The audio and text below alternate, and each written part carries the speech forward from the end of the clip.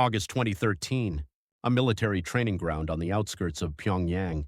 12 members of the Unhasu Orchestra were tied to wooden posts. They were North Korea's top elite artists. Their official crime, creating and distributing pornography. But the real reason was something else entirely. During interrogation, one member said this: "Ri Sol-ju did the same things we did. That one sentence sealed their fate. Flamethrowers, heavy machine guns, explosives. It took less than 5 minutes. Not even their bodies remained. Jong Un gave the order. They have no right to be buried anywhere in the Republic." What really happened? Who is Ri Sol-ju, and why did 12 people have to die when her name came up? And did that forbidden video really exist? This is the story North Korea wants to hide the most. 2012. Mansudae Assembly Hall in Pyongyang. A woman in a black suit walked beside Jong Un. North Korean media only called her our party's female comrade. But the world already knew. She was Ri Sol-ju, North Korea's new first lady, a woman who became the wife of North Korea's supreme leader at 23 years old. Where did she come from? The Unhasu Orchestra, an elite art group personally created by Kim Jong-il. She was a singer with the most beautiful voice in Pyongyang and the most beautiful face in Pyongyang. But behind her glamorous debut, there was a hidden past that nobody knew about. In North Korea, the First Lady isn't just a wife. She's a symbol of the regime, the legitimacy of power itself. She must be perfect, pure, a woman who loved only the supreme leader. But what if that perfect image cracked? What if she had a past she wanted to hide? 2016. Ri Sol-ju suddenly disappeared from public view. For 9 months, she didn't appear in any media. The world speculated. Pregnancy, purge, or something else? The answer goes back 3 years to the summer of 2013. The Unhasu Orchestra execution incident. The Unhasu Orchestra. Founded in 2009, this group was handpicked by Kim Jong-il with North Korea's finest musical talent. Graduates of Pyongyang University of Music and Dance, students who studied abroad at the Moscow Conservatory, competition winners. They were North Korea's upper class. They lived in luxury apartments and received special rations. They could even travel abroad. They lived lives that other Pyongyang residents couldn't even dream of. On brilliant stages, they performed. Kim Jong-il applauded their performances. He called them the flower of North Korean art. Ri Sol-ju was one of them, the youngest and the prettiest. She was popular among the members. Male members showed interest in her, and female members envied her. 2010. Kim Jong-un first saw Ri Sol-ju at a performance venue. He fell for her at first sight. 6 months later, they were married. Ri Sol-ju left the Unhasu Orchestra to become First Lady. It seemed like a Cinderella story. But after she left, a strange tension began flowing through the orchestra. Ri Sol-ju was one of us, and now she's the wife of the supreme leader. What do we know about her? Could the things we did together become a problem? The members started getting anxious. 2009. Mobile networks came to North Korea. Korealink, built by Egyptian telecom company Orascom. Cell phone distribution skyrocketed.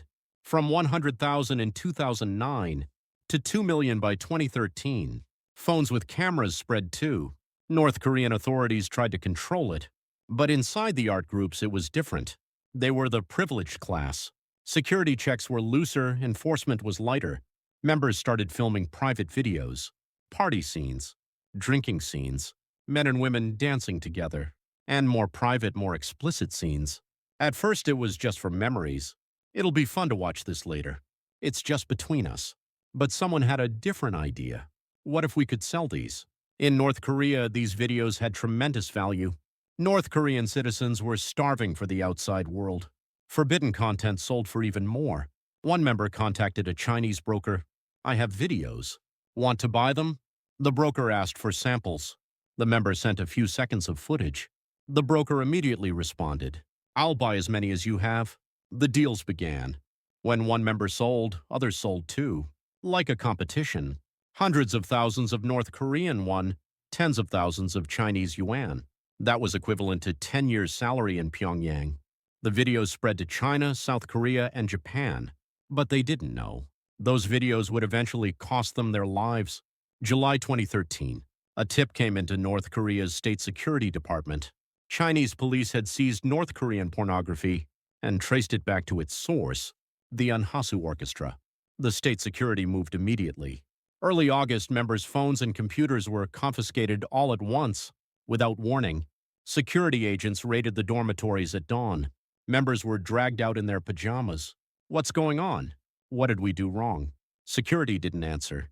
They just confiscated all electronic devices. Days later, the analysis results came in.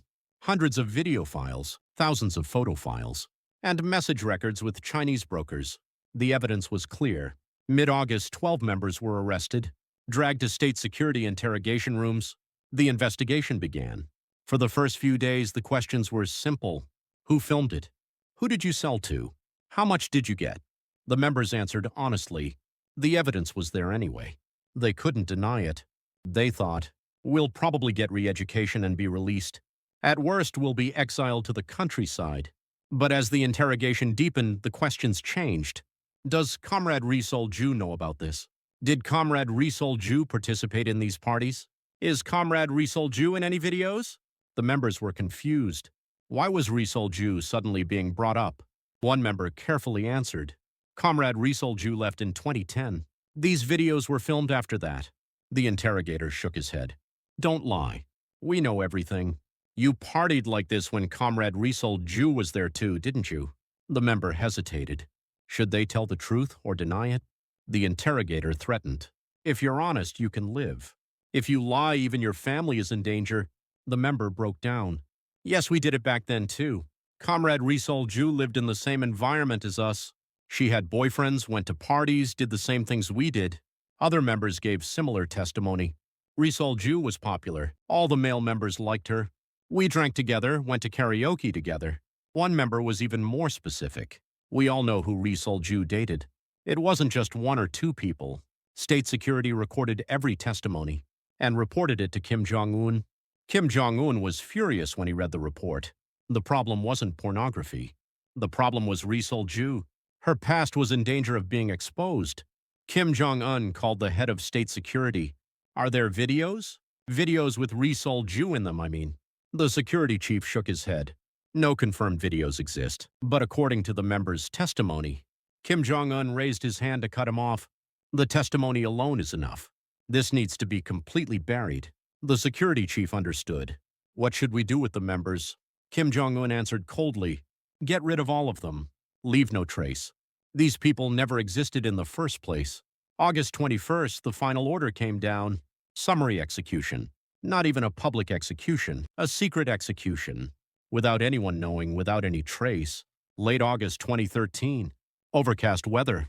A military training ground near Moranbong on the outskirts of Pyongyang. 12 members of the Unhasu Orchestra got off a truck. They were tied to posts. Their eyes weren't even covered. One member shouted, "What did we do wrong? You said we were going for re-education." The military officer didn't answer. Another member cried and pleaded, "Please don't hurt my family.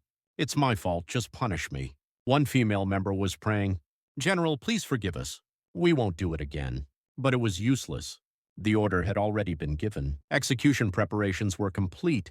Flamethrowers, heavy machine guns, explosives. 3 methods used simultaneously. Why 3 methods instead of 1? To leave no trace. 5 minutes. It took less than 5 minutes. The bodies were unrecognizable. Even the bones couldn't be properly recovered. Soldiers gathered what remained and burned it, then scattered the ashes in the river. Just as Kim Jong Un ordered, they have no right to be buried anywhere in the Republic. The names of the 12 were deleted from all records. Birth records, school records, party records. Not even death notices were sent to their families. They just disappeared. They became people who never existed. News of the execution was kept strictly secret. Even Pyongyang residents didn't know. They only knew the Unhasu Orchestra had been disbanded. They're reorganizing, apparently. Comrade Kim Jong Un is apparently providing new direction. Only a select few knew the truth. Top state security officials, some military leaders. And Kim Jong Un? The remaining members trembled in fear. Are we in danger too? We partied with Comrade Risol Ju too. State security investigated the remaining members as well. Called them in one by one for interrogation. What do you know about Comrade Risol Ju?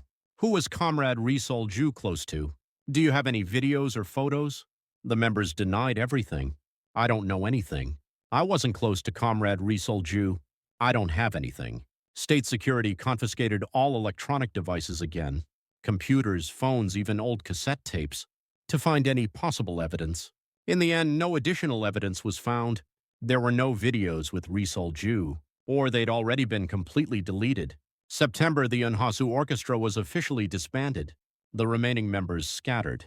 Some were assigned to the Moranbong Band, others to the Poshombo Electronic Ensemble. Some were exiled to provincial art groups. They had to leave Pyongyang. The orchestra's name was never mentioned again.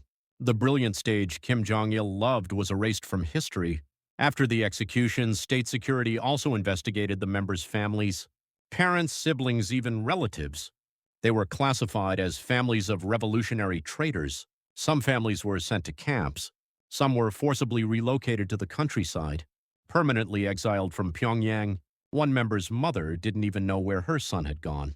They said he went for re-education. Why hasn't he contacted us? He should at least send a letter. Why no word? She went to state security. Where is my son? Please let me see my son. The security agent answered coldly. I don't know anyone like that. There's no record. Go home. The mother couldn't understand. What do you mean? He's my son. He has a name, he has a resident registration. The agent threatened. If you keep asking, you're in danger too. Live quietly. The mother shut her mouth after that day. She couldn't ask, couldn't cry. Her son just disappeared like that. March 2016. 2.5 years after the execution incident, Risol Ju disappeared from public view. For 9 months, she didn't appear in any media. Her name disappeared from North Korean Central Television News. Kim Jong Un attended official events alone, factory inspections, military visits, party meetings, all alone. The world speculated. Is she pregnant? Or was she purged? Did they divorce? South Korean intelligence agencies began analyzing too. Collect information on Risol Ju. Check with North Korean sources. But nobody could give a definite answer. Even North Korean sources stayed silent. Just asking about Risol Ju was dangerous. One source said, "Don't talk about Risol Ju. Just mentioning that name brings state security. I value my life." Pyongyang residents pretended to forget Risol Ju too. No, they really tried to forget. Risol Ju? Who was that again? Oh, right. The general's wife. Haven't seen her lately. The conversation ended there. Asking more wasn't allowed. 9 months. It was a long time. Where was Risol Ju during that time? What did she do? What did she think? We don't know. What's certain is that she was changed when she returned. December 2016. Risol Ju reappeared. She went on a factory inspection with Kim Jong Un, still in a black suit. Her makeup was still perfect. But something was different. Her smile had become colder. There was no life in her eyes. She barely spoke. She just stood next to Kim Jong Un, like a doll. Like a doll being controlled by someone. North Korean media gave no explanation. Why she disappeared, where she was, what she did. They just reported her reappearance, as if she'd never disappeared in the first place. Defectors say Risol Ju probably gave up everything to survive. She completely erased her past and became a new person. She decided to exist only as Kim Jong Un's wife. Maybe those 9 months were a re-education period. Your past doesn't exist. You are only the general's wife. Remember only that. Risol Ju was reborn that way, as a woman without a past. As a woman without memories. After the Unhasu Orchestra incident, North Korea's arts world completely changed. State security agents were permanently stationed in all art groups. They monitored during practice, during performances, even during breaks. Cell phone possession was completely banned. Members had to turn in all electronic devices before entering practice rooms. Additional surveillance cameras were installed in practice rooms and dormitories. Not in bathrooms, but cameras were everywhere in the hallways. Private meetings between members were restricted too. You needed party permission for 2 or more people to gather. Parties were, of course, forbidden. Alcohol forbidden. Even romantic relationships required party matchmaking and permission. One member was caught secretly dating.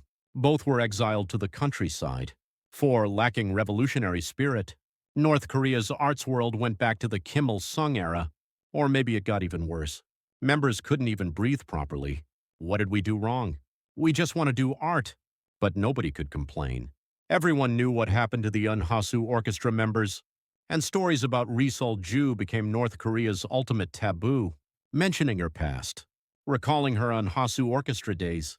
talking about who she was close to back then. All forbidden. Violation means political prison camp.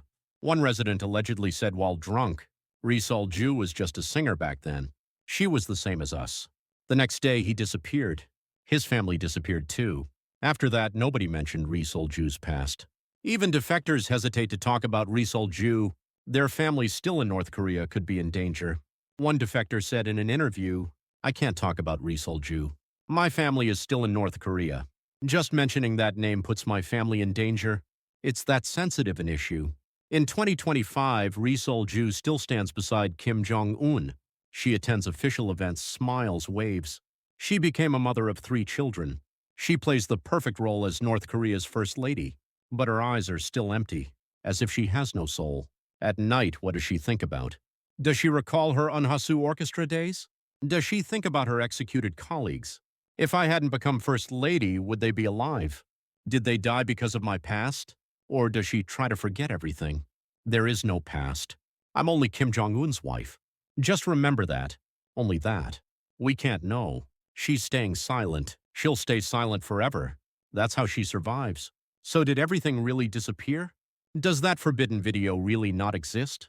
Some experts think differently. There's a possibility it still exists somewhere in China or South Korea. Digital files are hard to completely delete. Someone might have backed it up. Actually, in 2015, a suspicious video appeared on a Korean website titled North Korean Art Group Internal Video, but its authenticity wasn't confirmed. The quality was too poor, faces weren't clearly visible. The video was deleted a few days later. Nobody knows who deleted it. Something similar happened in 2018. A post titled Rizal Ju Past Photos appeared on a Japanese blog. The photos were blurry, impossible to verify as real. That blog was also shut down 2 days later. Did North Korea's cyber units intervene? Or was it just fake? We don't know. What's certain is that someone is still looking for those videos. North Korean authorities, foreign intelligence agencies, even some collectors. If those videos really exist, they'd be a fatal blow to the North Korean regime. Rizal Ju's sanctity would crumble. Kim Jong Un's authority would shake. That's why North Korea is still tracking any possible evidence, any surviving videos. This story was reconstructed based on public materials and defector testimony, but many parts still remain a mystery. North Korea is the most closed country in the world. Who can know exactly what happens there? What we know are just fragments. Defectors' memories, intelligence agencies' speculation, blurry traces in satellite photos. But when you gather those fragments, you see a picture.